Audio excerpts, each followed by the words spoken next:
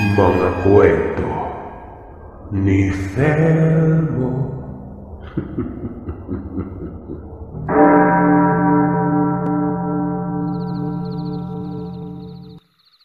Tawagin niyo na lamang po ako sa pangalang Janus. Napag-utusan lamang ako ng aking lolo Amante na ngayon ay nasa 80 taong gulang na. Hirap na itong makakilos pero malakas pa rin ang kanyang pandinig at ang pakikinig sa mga kwento mo ang kanyang pampalipas oras.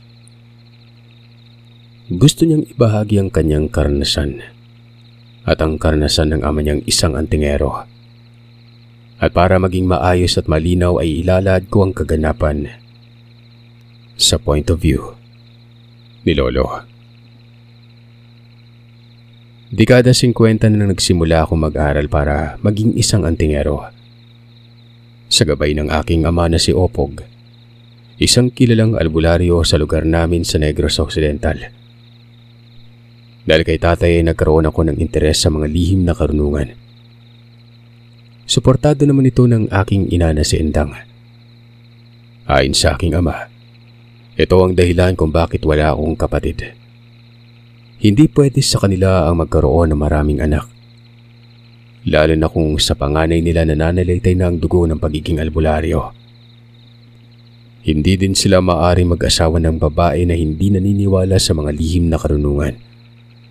Dahil magbibigay ito ng komplikadong sitwasyon sa kanilang pag-aaral nun at tungkulin bilang isang manggagamot. Mahihirapan silang tugunan ang kanilang tungkulin sa kalikasan. Dahil dito ay iniiwasan kong magkagusto sa babae na hindi naniniwala sa mga lihim na karunungan. Pero hindi pa man ako nagkagusto sa kahit na sinong dalaga sa lugar. Simula nang umabot ako ng 10 taong gulang, ay naging katuwang na ako ni tatay sa kanyang panggagamot. Dahil dito ay nahasa ako at natuto. Mas lalo pa akong nainganyo na mag-aral ng lihim na karunungan nang nasaksihan ko kung paano si tatay makipagharap sa isang mangkukulam sa unang pagkakataon. Kung si tatay lang siguro ay maraming beses nandyang nagawa yun pero nang una ko siyang nakita na may kinalaban habang nanggagamot, humanga ako ng todo sa kanya. Ito ang naging inspirasyon ko para maging isang antingero. Siyempre, hindi lamang sa pagiging antingero umiikot ang buhay namin. Ang pangunahin naming pinagkakaabalahan ay ang aming hanap buhay na noon ay pagtatanim sa kaingin at pagguling. Isang araw, bumaba kami sa bayan para ihatid ang order ng suki ni tatay na 6 na sako ng uling. Napakamura pa ng mga bilihin dahil 3 sako ng uling. 100 piso lamang namin ibinibenta. At ang 100 ng mga panahon na yon, mahigit 1,000 piso ng halaga kung sa panahon ngayon. Nang matapos naming ihatid sa suki ni tatay ang mga uling ay bumili naman kami ng pangunahin naming gamit sa bahay. Betsin, asin, asukal at 2 litro ng gas na siyang ginagamit naming pangsiga ng gasera at sulo sa tuwing kinakailangan naming umalis ng gabi. Pagkatapos naming makapamili ay kaagad na kaming pumunta sa lugar kung saan namin iniwan ng aming kalabaw na may kangga. Sa kangga namin kinarga ang aming dalang paninda kanina. Pero nung pauwi na kami, ang mga pangunahing kailanganin sa tahanan naman ang aming dala pauwi nun. Habang banayad na naglalakad ang aming kalabaw, ay may nakasalubong kaming lalaki at babae. Sa tingin namin ni tatay ay mag-asawang dalawa. Inaalalayan ng lalaki ang babaeng buntis, habang yung babae naman ay ngumingiwi. Nung una ay akala namin manganganak na. Pero nang makaamoy kami ni tatay ng kakaiba sa paligid nun, doon namin napagtanto na maaaring inaaswang ang ginang. Kahit tanghaling tapat pa lamang na mga oras na yon. Huminto kami ni tatay nang nasa tapat na namin ang mag-asawa. Bumaba si tatay ng kalabaw at nag-usal ng orasyon. Pagkatapos ay hinipan niya ang ginang sa noo. Kasunod noon ay ang pag-utos niya sa akin na Ako na ang sumakay at magmeniobra sa kalabaw. Nakita din namin ang lalaki na sumusunod sa mag-asawa. At sa tao na yon, doon nang gagaling ang masangsang na amoy. Kung hindi kami nagkakamali, ito ang aswang na may balak biktimahin ng ginang at ang ipinagbubuntis niya. Tumalikod na ang lalaki pero binato ito ni tatay ng pamako nun. Kung gaya't hindi na ito nakagalaw pa. Tinawag pa ito ng asawa ng babae na kumpare. Doon napawika si tatay ng, "Kumpare mo pala yon? Aba, siya yung umaaswang sa asawa mo at sa sanggol na dinadala niya." Dahil sa sinabi ni tatay ay napamaang na lamang ang lalaki. Hindi niya alam kung ano ang isasagot niya. Nilapitan ni tatay ang lalaki at iniharap sa asawa ng babae nun. Nakita niyang namumulang mata ng lalaki na parabang mata ng pusa, pero kulay pula. Ang hindi dito tumitigil ay yung paglalaway niya. Matulis na rin ang mga ngipin nito. Dahil sa nakita ay ganun na lamang ang galit ng lalaki sa kanyang kaibigan. Pinagmumura niya ito pero wala namang maisagot ang kanyang kumpare. Hindi din ito makakilos sa tindi ng pamako na binalot ni tatay sa lalaki. Sasaktan na sana ito ng asawa ng babae pero sinabihan ito ni tatay na nagsasayang lamang siya ng kanyang lakas. Hindi nakakaramdam ang aswang ng katiting na sakit na gagawin ng isang normal na tao sa kanya. Ang ginawa ni tatay ay kinuha niya ang bote na lalagyan niya ng langis na dinadala niya kung saan man kami magpunta. At habang nag-uusal ng orasyon, ay pinapatakan niya ang bunganga ng lalaki at ang ibang bahagi ng leeg nito ay hinaplusan niya rin ng langis nun. "Pasensyaan tayo. Wala na akong panahon para manatili dito ng matagal. Kung nagagawa mo mang biktima ng ganito kaaga nakakasigurado kong marami ka pang mabibiktima pagsapit ng gabi," sabi ni tatay, habang patuloy ang pagluwa ng lalaki at animoy ng hihina na ito. Walang ano-ano ay tuluyan na nitong isinukang animoy isang kapirasong laman ng kulay itim at pagkasuka niya nun, yung lalaking kanina ay may magandang katawan. Malaki na agad ang pinagbago ng mukha niya. Bigla itong nangayayat at sa isang iglap ay nawala ang laman nito sa katawan.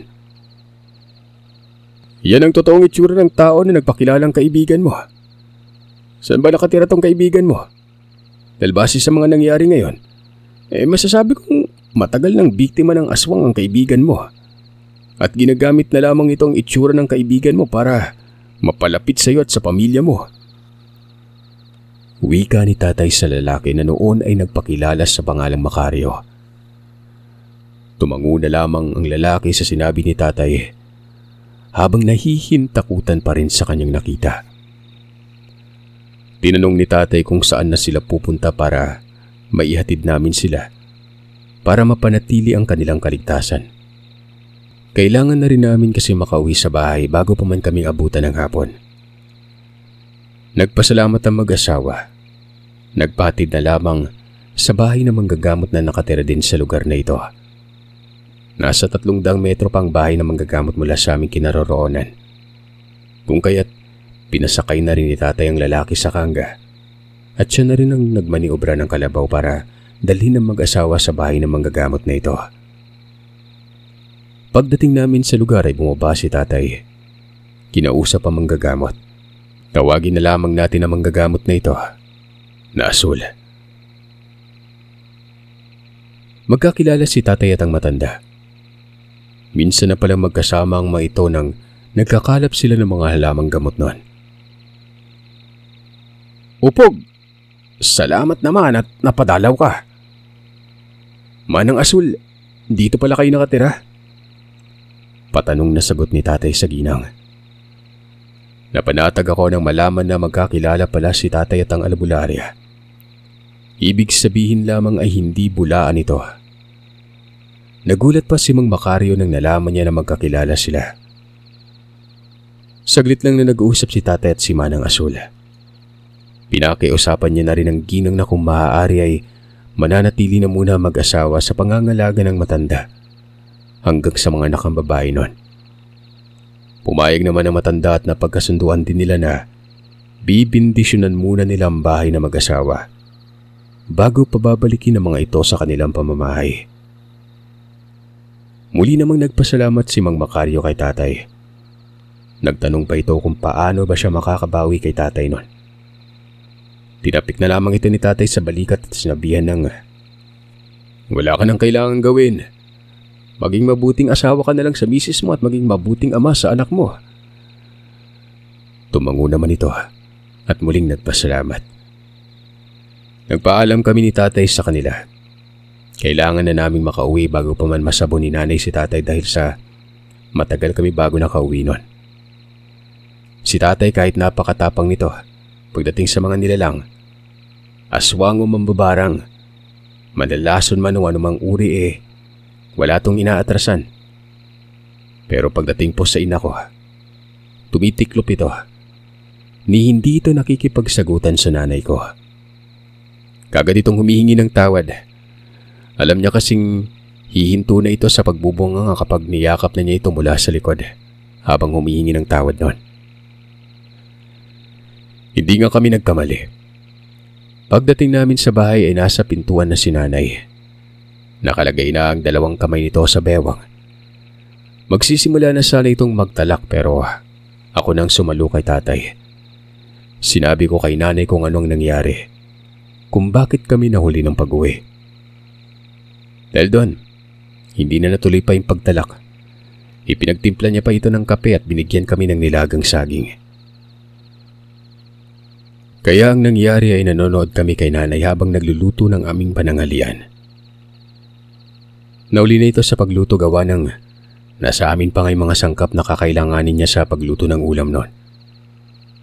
Ginamot na lamang namin ang gutom sa pamamagitan ng pag-inom ng kape na gawa sa salabat. Habang nagkakape, nagkakaroon ako ng pagkakataon para tanungin si tatay kung anong uri ng aswang kanina ang kanyang nakainkwentro. Bakit kaya ng nilalang na yun na mag-iba ng anyo kahit alas 11 ng umaga pa lang, tay? Tanong ko sa kanya. Ayon kay tatay, ang ganong uri ng aswang ay tinatawag na gabunang tiglupa. Sila ang mga uri ng gabuna na walang alagang hayop sa loob ng katawan. Pero ang kapirasong laman na kanilang pinangangalagaan ay sapat na para maging hayok sila sa laman nun. Sila ang mga uri ng aswang na kayang-kaya nilang magpalit anyo kahit na anong oras nila gustuin. Pero hindi sila ganon kalakas sa umaga. Pagsapit naman ng gabi ay 100 beses silang maging malakas kumpara sa lakas nila sa umaga nun. Pinag-ingat akong maigi ni tatay. Dahil minsan ay hindi ko alam kung totoong tao pa ba ang kaharap ko o hindi kaya nagpapanggap lang. Tumango naman ako sa sinabi ni tatay nun. Tinanong ko naman si tatay kung paano ko malalaman na nagbabalat kayo lamang ang kausap ko. Sinabi naman ni tatay na kusa ko na lamang yun malalaman pagdating ng panahon, kapag isa na akong ganap na antingero. Kasabay umano ng pag-aaral ko para maging isang antingero ay ang pagkatuklas at pagkakaalam ko ng iba't ibang katangian ng mga nilalang na nasa paligid ko. Tumango naman ako sa sinabi nito. Ilang sandali pang lumipas, sinabihan na kami ni nanay na ihanda ng hapagkainan dahil kakain na kami ng tanghalian nun. Dali-dali akong tumayo at inayos ng aming hapagkainan. Habang kumakain naman kami, narinig ko naman ang pagtawag ng kaibigan ko na si Duero. Niyaya niya na akong mag-alaga ng aming kalabaw para may kasama siya habang nag-aalaga din ng kanilang kalabaw nun. Pinakit na muna ito ni tatay sa bahay. Pinakain kasama namin. Sinabi ko kay Duero na nahuli kami ng pag-uwi ni tatay kung kaya't medyo hapon na rin kami nakapagtanghalian ng araw na yon. Pagkatapos namin kumain ay kagad na akong nagpaalam kina tatay. Alis na muna ako para pakainin at painumin ang aming kalabaw. Doon ito malapit sa ilog sa bandang Kaingin. Sinabihan ako ni tatay na kitain ko siya sa Kaingin mamaya bago kami umuwi dahil pupunta din ito sa lugar para tingnan kung anong gulay ang maaari naming itanim noon. Tumango naman ako sa mga bili ni tatay. Habang nasa daan papunta sa lugar kung saan namin pinapakain ng kalabaw, sinabi sa akin ni Duero na may nakitang nilalang sa ilog ang kanyang kama. Nang tanungin ko siya kung anong nilalang ang nakita ng tatay niya, hindi niya kayang isalarawan. Kaya hirap din akong maniwala. Maya-maya pa ay muling nagsalita si Duero. Sinabihan niya akong maligo sa ilog habang binabantayan namin ang aming mga kalabaw. Dahil alam ko mababaw lang naman ang ilog ng mga panahon na ito kaya pumayag ako sa plano niya. Pagdating nga namin kung saan namin pinapakain ng kalabaw, itinali lang namin ang mga ito. Hinayaang manginain ng matatabang damo na tumutubo. Habang kaming dalawa naman ay napagkasunduang umakyat sa puno ng santol na nasa mataas na bahagi ng burol. Tanaw namin ang ilog doon. At sa kabilang bahagi ng burol ay Kaingin na kung saan kami sumasaka ni tatay. Masaya kaming nagkikwentuhan ni Duero sa itaas ng puno ng walang ano-ano ay may nakita kaming naglalakad na lalaki noon. Sa wari ko ay mahigit na sa 50 anyos ang lalaking ito. May nakataling tela sa kanyang noo. May letrang nakaukit sa tela, pero hindi naman namin maintindihan.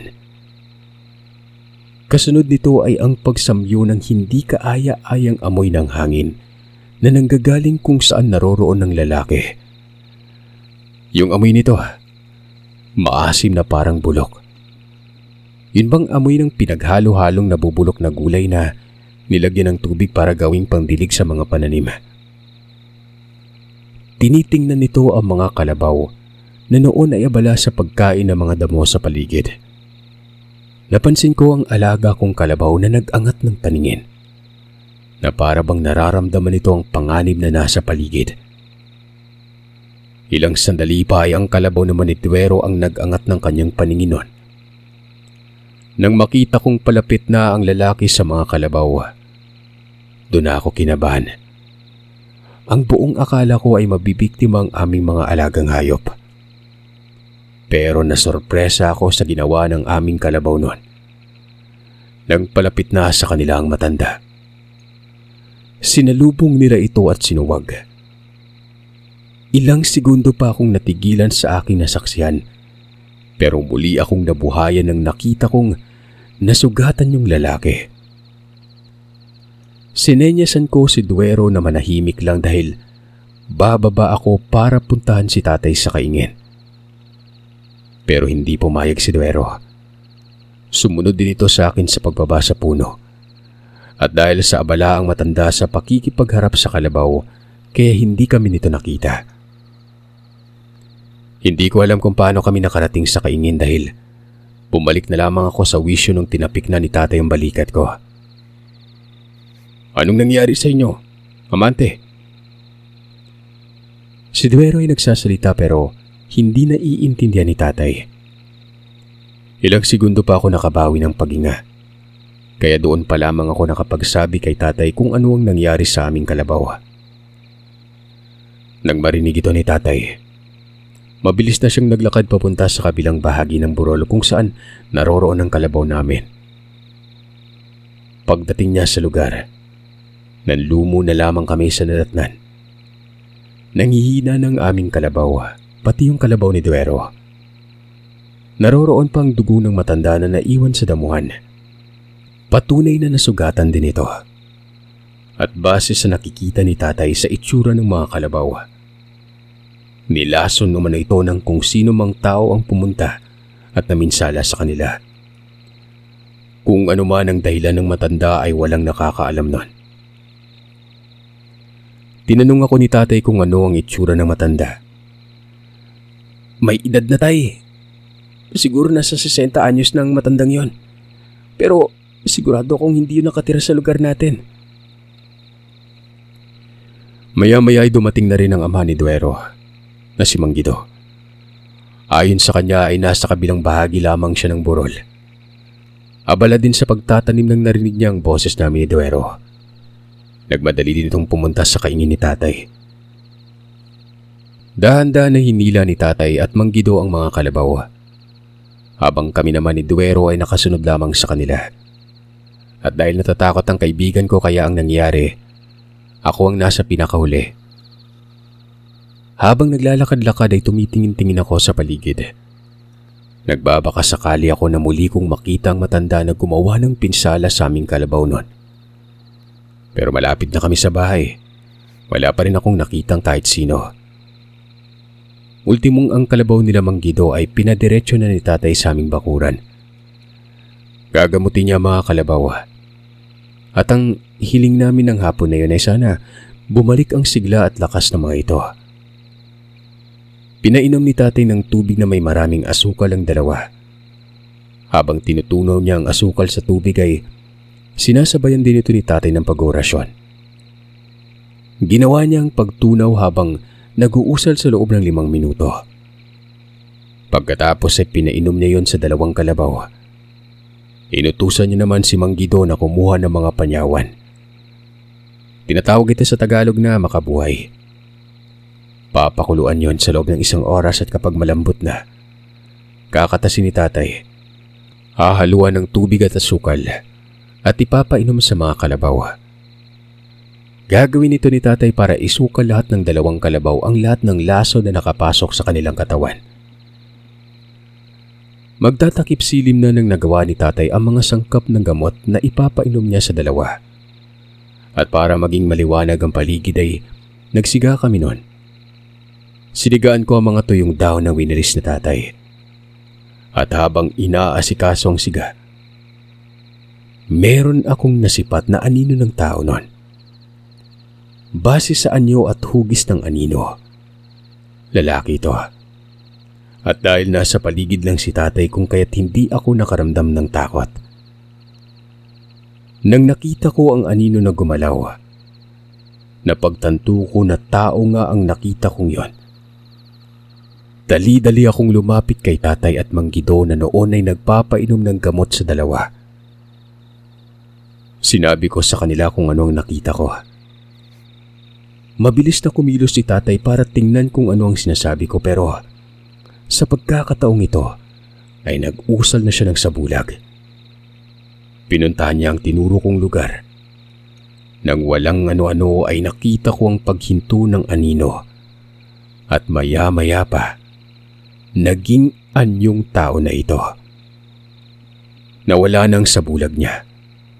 Kung kaya't kitang-kita ko rin ang pagkabigla ng mag-amang Guido at Duero. Habang ang nilalang naman ay tila ba hindi nito alam na hindi na gumagana ang kanyang sabulag. Nang nakita niya ang reaksyon ng mag-ama, doon lamang niya napansin na nakikita ng pisikal niyang anyo. Huminto sa paggalawang nilalang, nagpalinga-linga sa paligid. At nang muli na itong kumilos ay kitang-kita ko mula sa kinaroroonan namin na tila natataranta ito nang hindi na siya makagalaw. Doon na rin nagpakita si tatay sa lalaki. "Anong dahilan bakit mo nilason yung mga walang kamuang-muang na hayop?"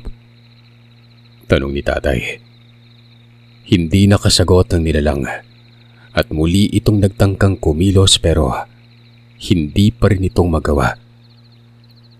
"Talagang hindi ka makakagalaw sa kinatatayuan mo kahit aputin ka pa na magdamag dyan. Kapag hindi mo ako sinagot kung ano ang dahilan, kung bakit mo nilason ang kalabaw namin." Umangil lamang ito at nagtangkang bumitaw ng mga orasyon. Pero bigo itong gawin ang kanyang binabalak. Hindi pa rin ito sinasagot si tatay na siyang dahilan kaya sinabihan niya ang lalaki na hindi mahaba ang kanyang pasensya pagdating sa mga taong may itim na budi. "Hindi ko naman alam na isang antingero pa lang nagmamay-ari ng mga kalabaw na yon. Nilason ko yung 2 dahil kailangan namin ng karne sa darating naming salo-salo. Nakita ko yung 2 kalabaw kaya naisipan kong lasunin para sana may maihanda." Pangangatwiran ng lalaki kay tatay noon. Dahil sa sinabi nito, mas lalo lamang nagalit si tatay. Iniingatan namin ang kalabaw dahil ang kalabaw ang katuwang namin sa paggawa ng mga mabigat na gawain nun. Pero itong manlalason na ito, gusto lamang nakawin at kainin. Muling nagsalita ang manlalason na matapang lamang si tatay dahil sa nakapako siya gamit ang espiritual na pako nun. Bakit hindi mo ako pakawalan ng tingero? Nang malaman natin kung sino ang mas may malalim na kaalaman sa lihim na karunungan. Dahil sa sinabi nito, kung kaya't pinakawalan ni tatay ang manlalason mula sa pagpako ng espiritual na bagay. Nang mapakawalan na niya ang nilalang, niyaya siya nito sa kakahuyan kung saan walang pwedeng kumambala sa kanila. Inutusan ako ni tatay na umakyat na sa bahay. At ang mag-ama naman na sina Mang Guido at Duero, sinabihan na niyang umuwi na habang maaga pa. Sinabihan niya rin ang mga ito na maaari na nilang dalhin ang kanilang kalabaw. Huwag silang mag-alala dahil magiging maayos ng kalagayan ng mga yon. Sinunod ko ang sinabi ni tatay. Sina Mang Guido at Duero ay kaagad na rin na tinanggal ang kalabaw nila sa tali at nagsimula ng maglakad pa uwi. Hindi naman kalayuan ang bahay ng mga ito.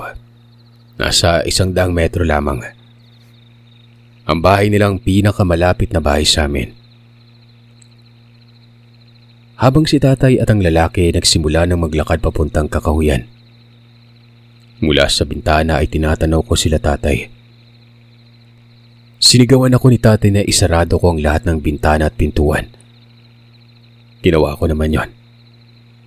Maya-maya pa, tinanong na ako ni nanay kung nasaan si tatay.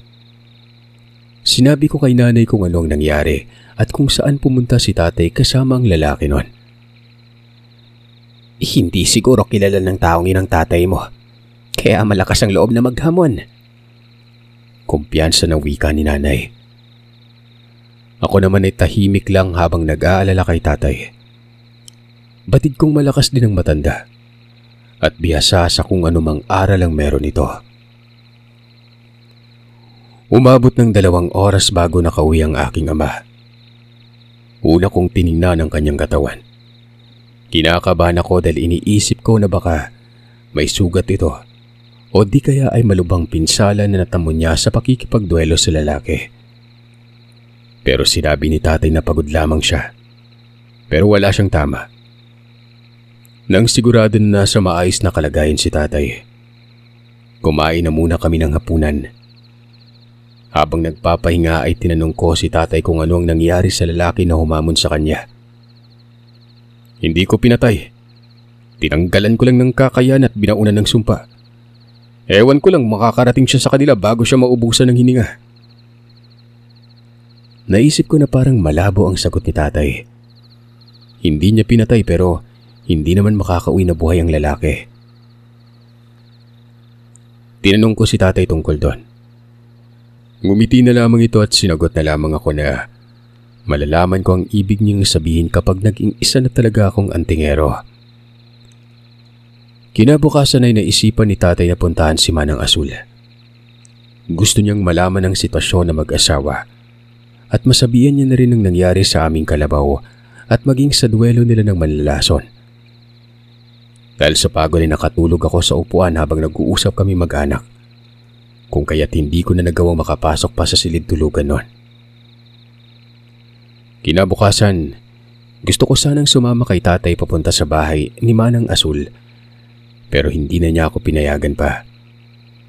Inutusan niya akong kunan ng pagkain ng aming kalabaw. Hindi niya muna pinadala sa lugar kung saan namin pinapastol ang kalabaw. Habang naghahanda ako sa mga gagamitin ko sa pagkuha ng mga damo, dumating si Duero.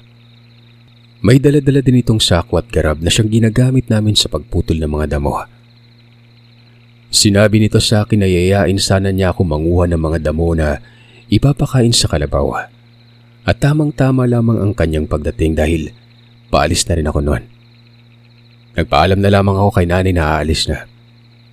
Hindi ako nababahala na maiwan si nanay sa bahay dahil sa punong-puno ng pangontrang tahanan namin. Mula sa bahay ay nasa 20 minutos ang nilakad namin ni Duero bago marating ang lugar kung saan maraming damo. Habang abala sa pagpuputol ng damo, may nakita kaming isang bata na kasing edad namin. May kasama itong babae. Habang papalapit ang mga ito sa amin ay nararamdaman ko ang sensasyon sa kwintas na binigay sa akin ni tatay. Animoy magkahalong lamig at init ang pinapakawalang sensasyon ng kwintas. Pahiwatig na may bahay ng kasamaan ng taong papalapit sa amin noon. Pero base din sa sensasyon na nagmumula sa kwintas, napag-alaman ko na hindi aswang ang lumalapit. Kung hindi ako nagkakamali, manlalason din yon o di kayo mangkukulam. Banayad itong nagtanong sa amin kung may nakita ba kaming lalaki na naligaw sa lugar. Si Duero ang sumagot dito pero hindi ito naintindihan ng ginang gawa ng natatarantan naman ang kaibigan ko. Kaya hindi na naman niya nasambit ng maayos sa mga kataga na gusto niyang sabihin nun. Pasensya na kayo manang, ganyan talaga yung kaibigan ko magsalita eh.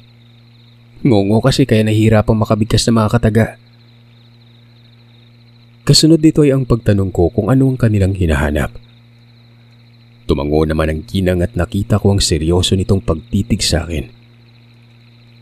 Ilang sandali pa ay nagtanong ito kung may nakita ba kaming lalaki. Sinabi niya rin kung ano ang itsura nito at kung ano ang damit ng lalaking yon. At sa pamamaraan ng pagsasalarawan niya, lumalabas na ito si Merlito, ang kaibigan ni Macario na isang aswang. Pero para makasigurado sa aking hinala ay tinanong ko ang babae kung ano ang pangalan ng lalaki na kanyang hinahanap. Medyo nagdalawang isip pa ito bago sampitin ang pangalang Agaw. At ayon sa kanya, asawa niyang lalaki na pintahan ng kaibigan niyang si Macario. Wala ba kayong nakita dito? Meron manang. Kahapon po doon sa kabilang barangay papuntang bayan.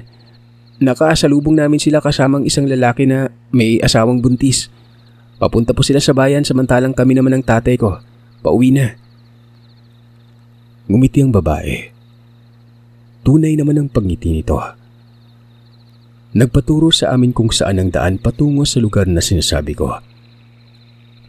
Dahil doon ay sinabihan ko si Duero na samahan namin ang mag-ina na ituro sa kanilang daan papunta sa bayan. At dahil ang daanan na ito ay medyo may kalayuan sa bahay kaya hindi talaga ako nagdalawang isip. Sumunod naman ang babae sa sinabi ko. Pinuri pa ako nito at nagpasalamat bago nila tuluyang tinahak ang daan nun. Samantalang kami naman ni Duero ay bumalik na sa lugar para ipagpatuloy ang aming ginagawa.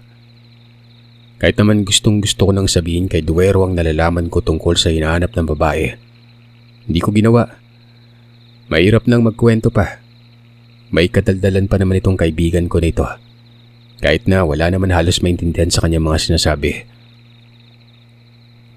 Nang mapuno ng 2 sako kong dala, ganun din kay Duero. Umuwi na kami. Hindi pa rin mawala-wala sa isip ko ang sa tingin ko ay asawa at anak ng aswang na pinatay ni tatay noon. Pagdating ko sa bahay, ay abala naman si nanay sa mga gawain sa bakuran. Pumunta ako sa puno kung saan nakatali ang aming kalabaw. Nakita ko ang suka ng kalabaw na sawari ko kagabi niya pa naisuka yon. Medyo tuyo na, pero kita ko pa rin ang kakaibang bagay na animoy, mga balahibo ng hayop na hindi ko maintindihan kung anong klase. Kaya kinuha ko na lamang ang kalabaw sa kanyang pwesto. Inilipat sa ilalim ng puno ng kaimito. Nasa gilid na bahagi ng aming tahanan ng puno.